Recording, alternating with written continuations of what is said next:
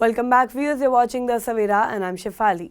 Canada has expressed its willingness to re-engage in trade discussions with the United States despite President Donald Trump's sudden decision to terminate ongoing negotiations, reportedly over a controversial advertisement aired in Ontario.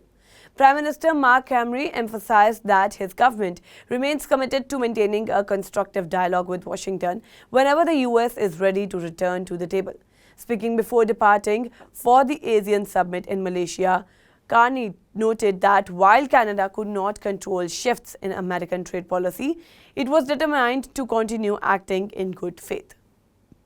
For months, we have highlighted the need to separate what we can control from what we cannot, Carney said. We recognize that US trade policy has fundamentally changed from what it was in the late 20th century, but our focus remains on pragmatic, forward-looking engagement.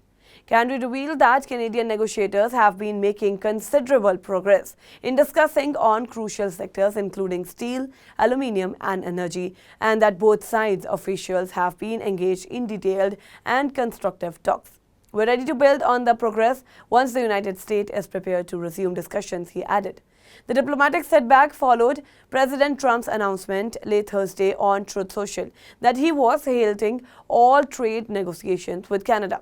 His decision reportedly stemmed from an Ontario government advertisement that used archival footage of former US President Ronald Reagan criticizing tariff footage Trump labeled as fake.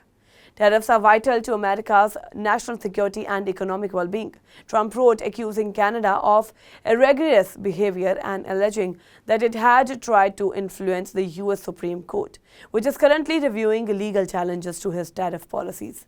In response to the uproar, Ontario Premier Doug Ford said that he would temporarily suspend the advertisement campaign to create space for trade discussions to resume.